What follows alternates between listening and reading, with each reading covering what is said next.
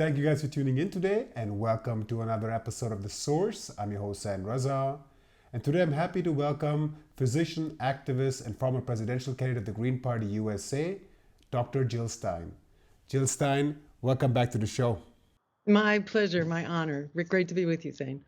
Let us begin the segment with Ukraine.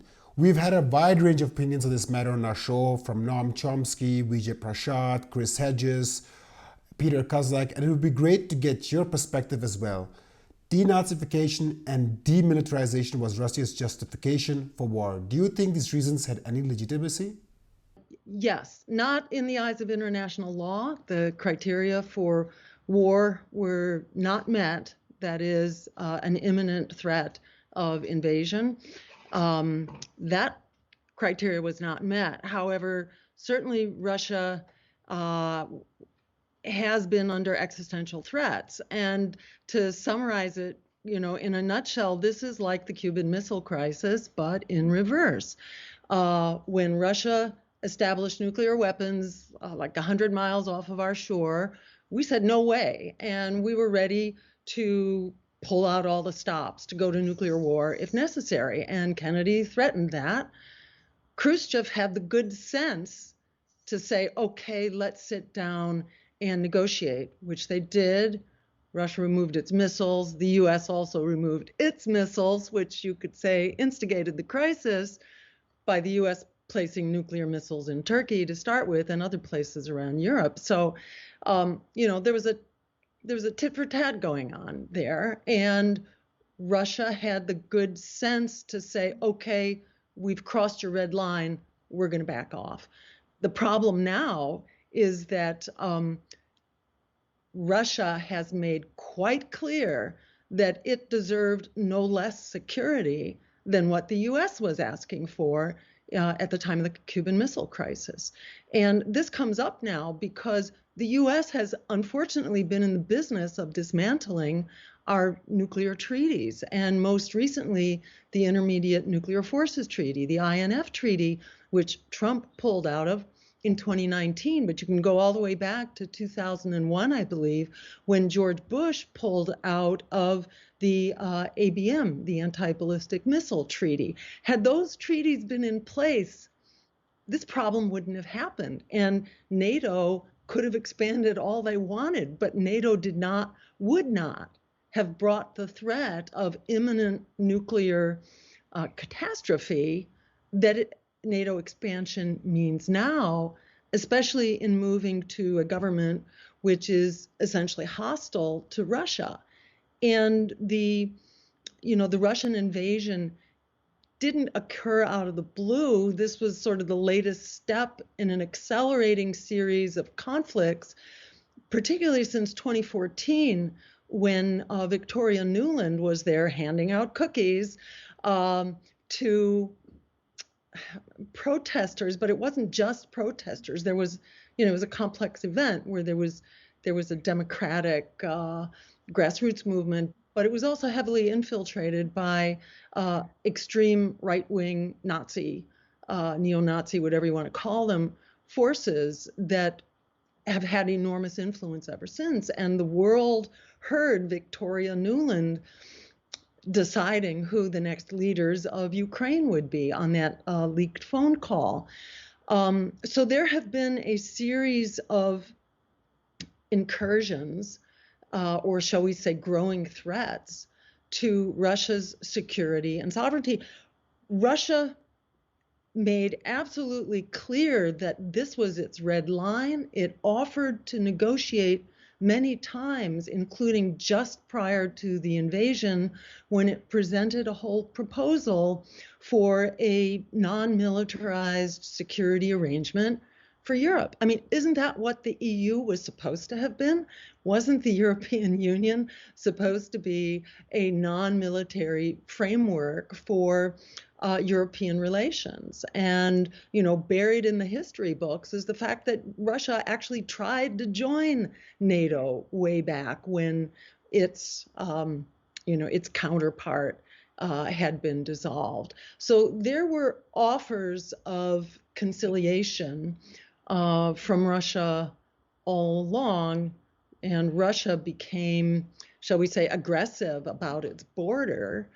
You could say in Georgia, and likewise in Ukraine. That's not to justify this horrific war, which is rolling out in front of all the TV cameras and in front of our very eyes. It is a horrific war, but it is a war that could have been avoided in the blink of an eye had the US and the West and NATO, which is definitely subservient to the US, which is funded largely by the US, which is an enormous boondoggle for the US weapons industry. When you join NATO, for those who don't know, when you join NATO, you have to agree to spend something like 2, or it might even be 3% right now of whether it's your budget or your GDP, I don't recall, but it's a big chunk of change you need to spend on what?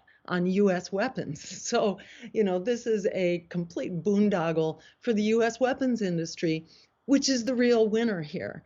And I think it's really important for people to think not so much which side are you on? Are you on the side of the West or the side of Russia? But are you on the side of of a peaceful future, of diplomacy? Are you on the side of non-militarized relations?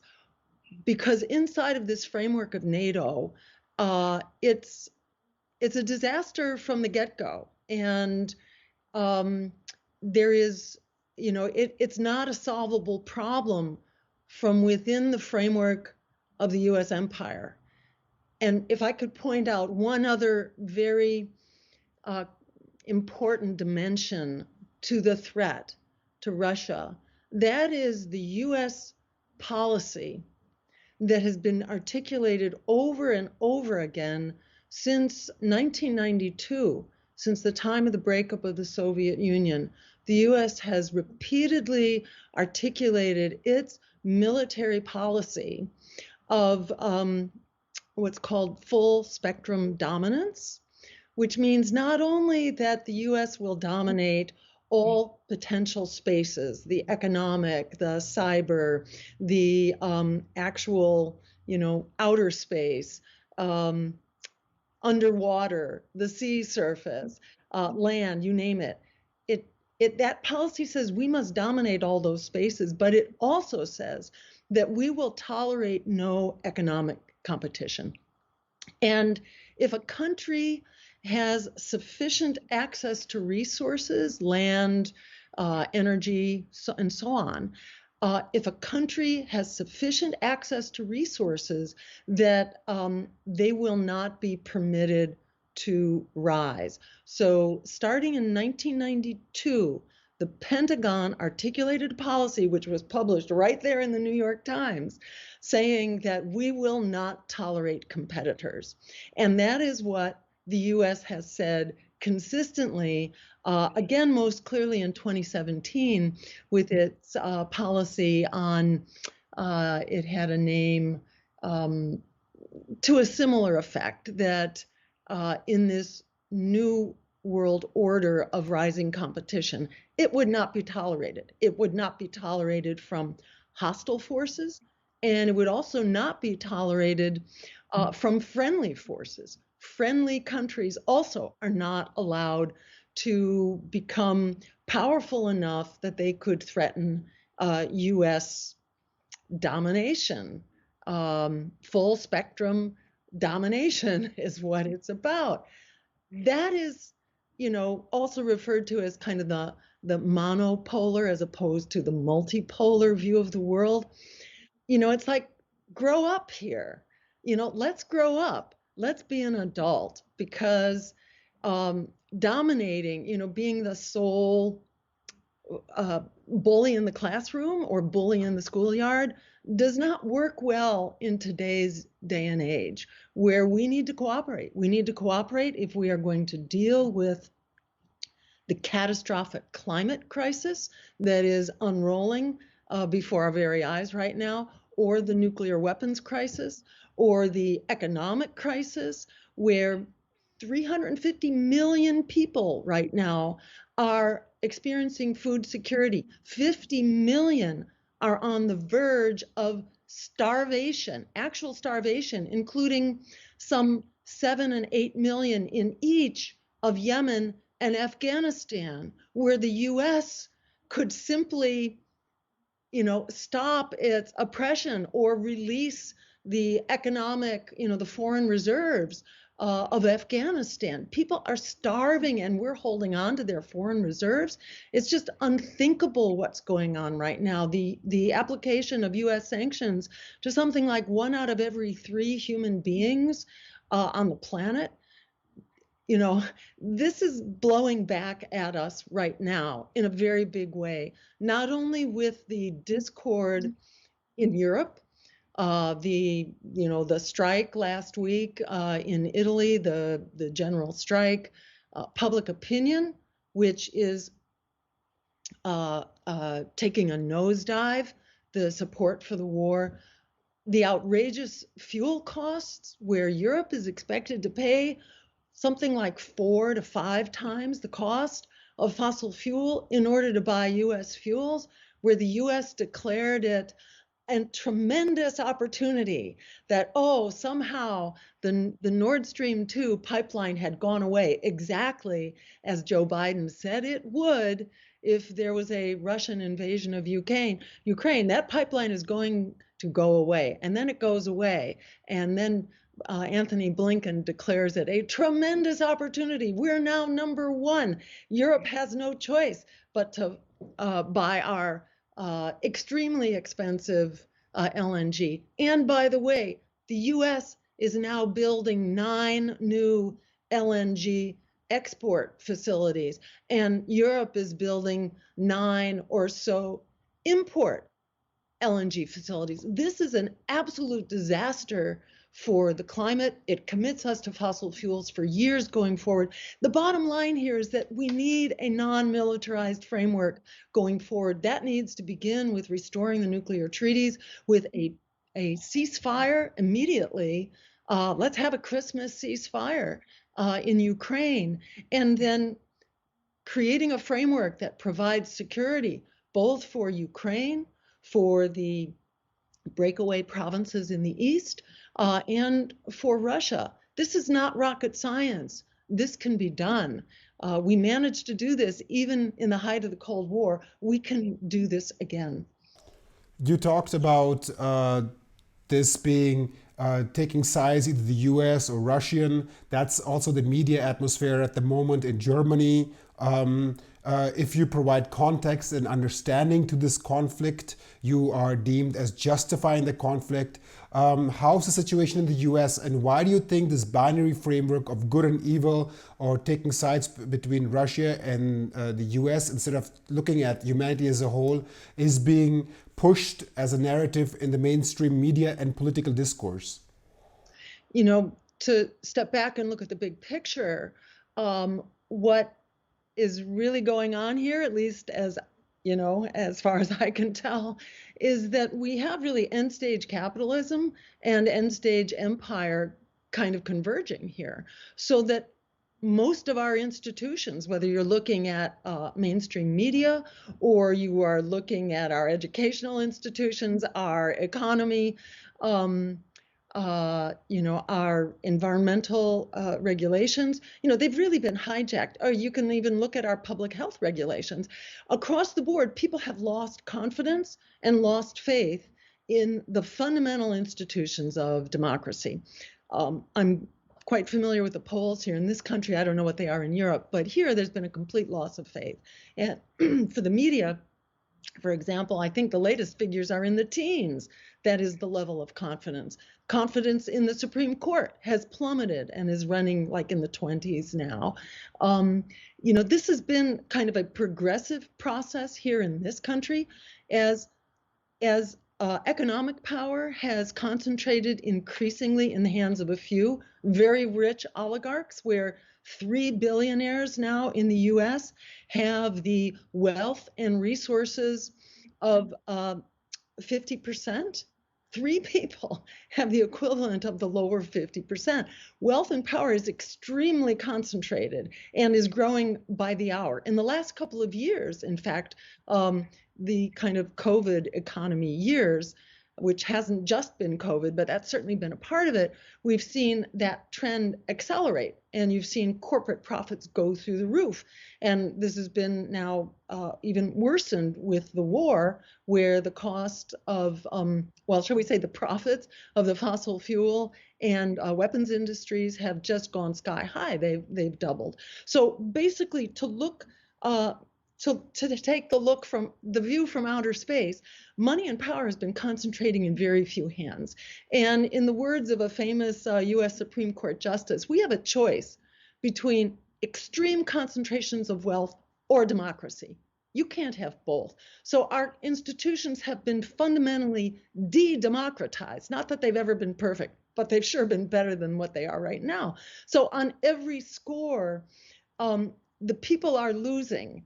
And to look at the polls, the people are not happy about this, in the same way that substantial majorities are now calling for negotiations and an immediate diplomatic solution to Ukraine, even if it means making compromises with Russia. People are not stupid here, but our leaders are on the payroll of the industries that really want to kind of stay the course, whether it's war, et cetera. You know, there was a reception that was just held at the Ukrainian embassy in Washington, D.C., and this was just before Zelensky came for his visit. And whose logos were all over the invitation? It was the weapons industry. You know, it was Raytheon and the likes who are sponsoring this stuff. Well, it's the weapons industry who are showering Congress with campaign contributions, who have far more lobbyists on Capitol Hill than we have actual representatives. So our political institutions have been bought and paid for. And it's not just a crisis of peace, of nuclear weapons, of Armageddon. That's one of many crises. You know, I think of this, you know, if you're to apply the medical model here, the patient is in the intensive care unit, and the patient has multi-system failure. Failure of any one of those systems is absolutely deadly and lethal, whether it's the climate, whether it's the economy that can no longer sustain working people, whether it's our educational institutions with some 43 million young people locked into student debt. It's our healthcare system, for sure, in this country, where, you know, 1 out of every 3 COVID deaths is linked to a lack of health insurance, where 70 people die on an annual basis for not having health insurance in the wealthiest country in the history of the planet. You know, so we are having profound multi-system failure. And, you know, in the same way that there was a massive global movement that established the Internuclear Forces Treaty, the INF Treaty, came subsequent to 1 million people coming out to Central Park in New York City back in 1982. Your point about the media is huge here, because if we don't have a media to clarify what's going on, you know, and we don't have an economy in which people have the leisure time to even figure out what's happening, you know, because not everybody can be a news junkie like us, you know, and dig this out. You know, it becomes a very self-perpetuating cycle. But I want to emphasize the good news here is that people get it, you know, and even with wall-to-wall propaganda trying to manufacture consent around Ukraine, people do not consent. They do not consent. They do not consent on virtually every one of the major mainstream media propaganda campaigns. People didn't have to read the Twitter disclosures to learn that there's, you know, enormous, what should we say, stranglehold of our media by our intelligence and security services, which was demonstrated in recently in some of the Twitter disclosures. You didn't have to read about that to know what's going on. People have totally lost confidence, and I think this is our challenge. Our challenge for now and for the future, if we're to have a future, is to be able to work together outside of these institutions that have been hijacked on the part of oligarchy and empire. You mentioned that in the past, millions of people went out on the streets in New York to voice anti-war sentiments. The same we saw in Germany in the 80s, that the Green Party here was very active to avoid a nuclear confrontation between the Soviet Union and the United States. In the US and Germany, large parts of the left have abandoned this anti-war stance. Even the so-called progressive caucuses are no longer questioning US involvement in Ukraine or in the South China Sea. Why do you think no one is at least debating and questioning US involvement and pushing for diplomacy? Are there any voices left in the US that are addressing this vacuum? I think it is a symbol of how thoroughly corrupt our political institutions have been and how captured they are by the stranglehold of big money, which gets bigger every year, so that even the Progressive Caucus, has to withdraw their very timid letter that dares to mention negotiations, where Bernie Sanders had to basically withdraw his proposal to stop the war in Yemen. It's just, it's really across the board where the progressive, the so-called squad in the U.S. couldn't bear to force a vote on Medicare for all, or whatever it was. I think it was Medicare for all. It might have been the public option, but it was some little step towards healthcare. The political class is really a creature of the economic elite. We have an economic and political elite in this country and throughout much of the West, and it is driving us over a cliff. And I think it's increasingly becoming a matter of just self-preservation and survival, that people have to defy that. As Greens here in this country, where we are very anti-war, we have the occasional exception who is, they're moderately pro-war. They support weapons for Ukraine. But outside of an exception or two, we are extremely anti-war in this country. And, as our various parties who are our partners in the socialist world. And we are all uniformly suppressed and silenced, basically blocked. The Democrats tried to illegally throw our candidates off the ballot, and they sometimes get away with it. Sometimes we can fight it in court. But actually in the state of New York, it's harder to get on the ballot than it is in Moscow.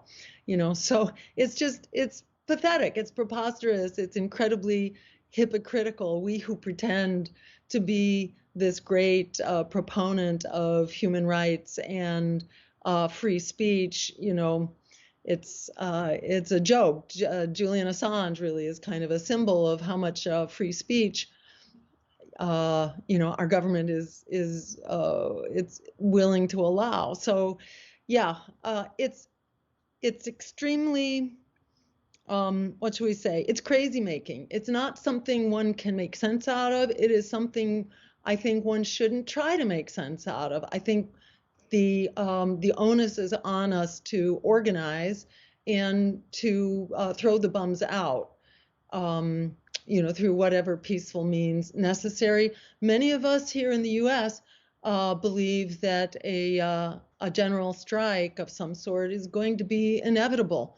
We're seeing that right now with the railway workers who've been denied their right to strike, and because the industry, which is the most profitable industry in the U.S., the railway industry is the most profitable, because they know that they have the government as their backstop, they never have to negotiate in good faith. And, life is a living hell for workers in the rail industry in this country. And and in the service industry, at Starbucks, at Amazon, and our ability to organize is,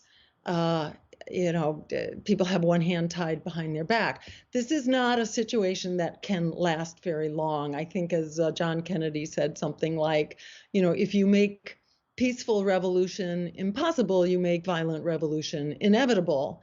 And clearly, we are heading in a very concerning direction, whatever parameter you look at. And, if I can mention again on the climate, because it gets, the emergency of the war keeps pushing it to the back burner. But, the climate, which is what the Green Party is supposed to be all about, back to your question of, what's the status of the Green Party here? The climate is in incredibly dire straits. We need a real Green Party. We need Green parties that are not compromised by, by funding, by whatever political machinations may be going on. And I don't pretend to know the situation very well in Germany, but Greens need to be anti-war and they need to be pro-climate. And on both of those counts right now, we are facing a dire emergency. There was a headline just last week, maybe 2 weeks ago, in the Washington Post that said these are the words that they use, a complete doomsday scenario is expected in the Colorado River. Now, why the Colorado River is really important is that it supplies the California agriculture system, which in turn supplies half of the fruits and vegetables for this country. So we are on the verge of a real acceleration of the climate crisis and the food crisis, with costs just skyrocketing all over the world, including in this country. It's about to get a whole lot worse. And what are we doing? We are accelerating the use of fossil fuels here for the long haul, for decades to come. We are supposed to be at 45% reduction in greenhouse gas emissions by 2030 if we're going to make it out of here alive. Where are we now on that chart? We're not getting to 45% reduction. We're on target for an 11% increase. This is another catastrophe of the war.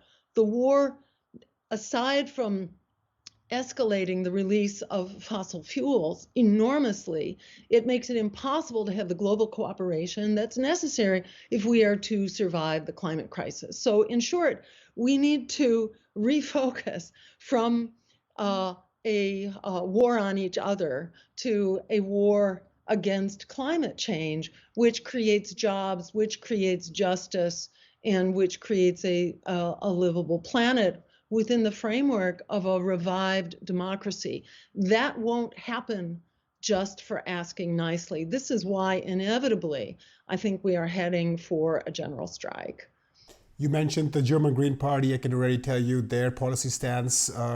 Our Foreign Minister Annalena Baerbock also already said that Germany, or our policy, should be to ruin Russia. And there have been a lot of hardlines positions being exposed in this crisis. One would expect the Ukraine crisis be a call for diplomacy. If you look at it from the green perspective, you already mentioned how much dependency on the fossil fuel is increasing. If you look at it from the social democratic perspective, we can see how much money is flowing away from the economy towards war. If you look at it from the right-wing pro-business perspective, we can also see that a lot of the economy is getting affected, inflation and prices. So from all political perspectives, one should have come from the conclusion that peace and diplomacy should be at least tried. So it's easy to say the word diplomacy and peace. Could you talk about what a policy framework, peace policy framework, would actually look like if we were to resolve the crisis in Ukraine? Absolutely. And let's be clear that the crisis in Ukraine is a crisis for all of us. And, to my mind, that is the key message here. That the problem is not over there. the war is not over there. If we come to a nuclear confrontation, nuclear winter affects us all, and we're all going down the tubes. We all starve. If enough nuclear weapons are exchanged, there's enough debris put into the atmosphere that agriculture basically, goes over the cliff and cannot produce enough to support most people. Most of us will die if there is a nuclear confrontation, and it's just sheer idiocy that people are not organizing like their lives depend on it to reinstitute nuclear treaties. There should be a ban. I mean, we should just cut to the chase. There is a nuclear weapons ban that has been, authorized by the United Nations, which has been signed by the majority of nations around the world. Doing that alone would basically provide the security that Russia has been looking for, that we all should be looking for. So let's not pretend, and let's not be put into a box of advocating for Russia. This is about advocating for us. This is about ensuring that we will have a planet here, a food supply for we, our families, and our children to live on. This is not just the future, this is now. So I think that's number one, is understanding that this is about us. And the minute people get that we need to fight for our lives here, then the betrayal, the treachery on the part of our bribed elected officials in service of the oligarchy and the war industry, that will not last. And they will be thrown out, or they will just, melt before the fury of an informed public. That is number one, for us to realize this is about us. Signing on to the nuclear weapons ban, which really is the proper solution here, that could be achieved really, with the stroke of a pen, signing on and then beginning that process, or instituting the Intermediate Nuclear Forces Treaty or the ABM Treaty. That basically removes the fundamental threat, the existential threat that Russia is facing. And then there are many things we can do from there, and they were outlined in the Minsk Accords. So this is not rocket science. Not only were they outlined in the Minsk Accords, but they were actually agreed to in a tentative fashion. There was a preliminary agreement that was brokered by Turkey just after the war began. And why did that bite the dust? Because basically the US sent the UK's Prime Minister, Boris Johnson, to essentially say, no way, we're not going to support this. So we pulled the rug out from under that. Left to its own devices, humanity would figure that out. But we have kind of an elephant in the room right now, which is the super armed US empire and NATO, which is its handmaiden, that are advocating on behalf of the war industry. So, it's pretty simple. And just to state some of those conditions so that people are aware of them and they know that they're not rocket science. In addition to, alleviating the nuclear concerns and, just take down the missiles. There are missiles right now in Poland and I believe Romania.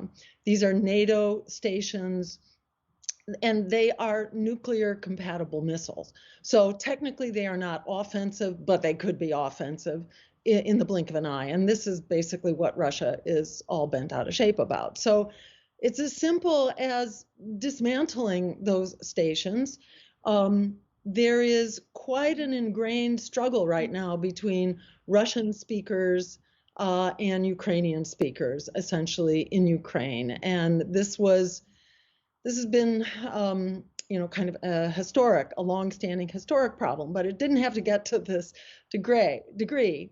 So to deal with it now, and the U.S. installed regime in Ukraine basically outlawed the Russian language and was going to take away Russia's longstanding port in Crimea, which had been a longstanding part of the Soviet Union. So, in order to kind of cool that conflict, the eastern provinces, Russia should withdraw. They should go back as federated states that have autonomy within the Ukrainian federation. We basically need to go back to borders from before the Russian invasion or special operation, whatever you want to call it, from that day, fateful day in February of this year. We need to go back to the borders as they existed before then, ensure that Eastern Ukraine, the Donbass, has its security guarantees, ensure that Russia has its security guarantees, no missiles, Ukraine remains neutral. It should be admitted to the EU. And in fact, Russia was all for that, for supporting, let Ukraine do what it wants to do. Just, don't be a site for US sponsored hostility, US sponsored, full spectrum dominance, which is the declared US military policy. So that would, basically those conditions right there would get us most of the way. And we could start with just an immediate ceasefire. We need a Christmas ceasefire. Let's get behind the Pope and religious leaders all over the world who are calling for a Christmas ceasefire. Let's do it and let's go forward from there. There's much more, that needs to be done. We need to basically move from a militarized world of international relations to a demilitarized, humanized world of international relations if we're going to get out of here alive. But we can do that, and if we can get the the tools of the military-industrial complex, the economic and political elites on all sides of the conflict, get them out of the position of calling the shots here, and let's put People, Planet, and Peace, back in charge.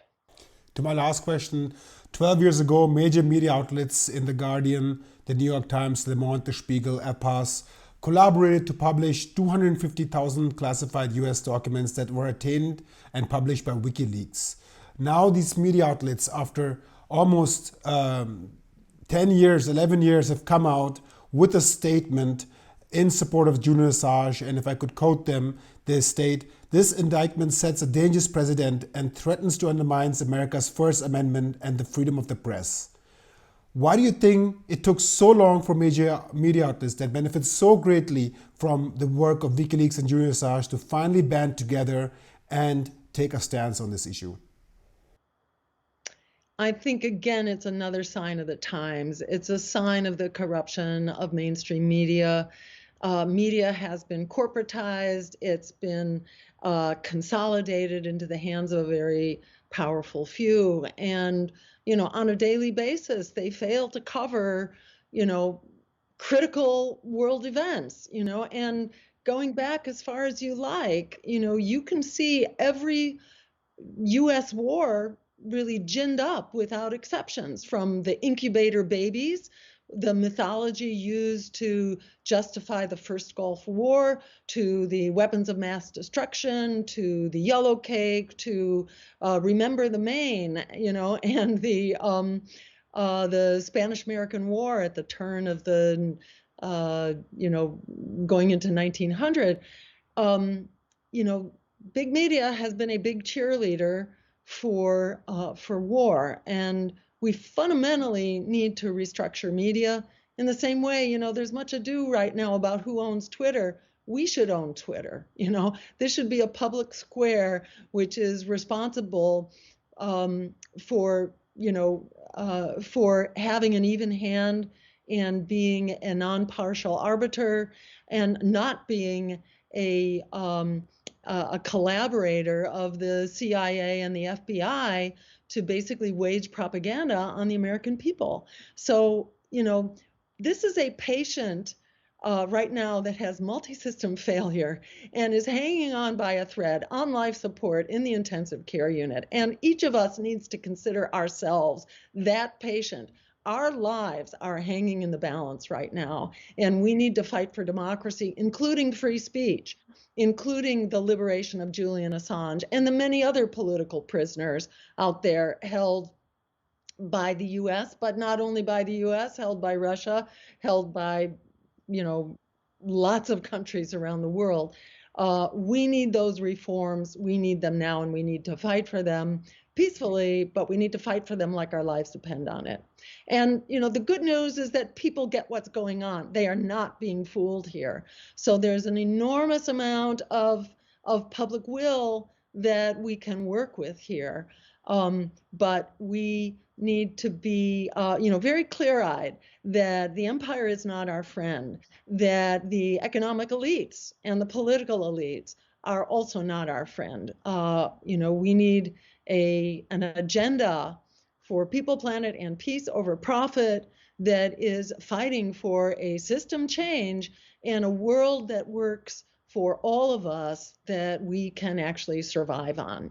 This is kind of the moment of truth that's come back to haunt us right now, and we need to step up to the plate. Jill Stein, activist and former presidential candidate, thank you so much for your time today. Great to talk with you as always, Nate. And thank you guys for tuning in today. Don't forget to subscribe to our YouTube channel and our alternative channels on Rumble and Telegram. And please, I urge all our viewers to take part in our year-end crowdfunding campaign so we can continue in 2023. Without your support, we cannot do this. I'm your host, Zain Raza. See you guys next time. These are the building blocks that make up our organization and the goals we would like to achieve. In order to continue our journalism and realize these values fundamental to our democracy, we need 1,000 supporters in our crowdfunding campaign, donating only €5 or dollars per month via Patreon or bank account. Right now, we have only 200 supporters and are not able to take the next step. Our future is in your hands. Strengthen independent journalism and be part of meaningful change.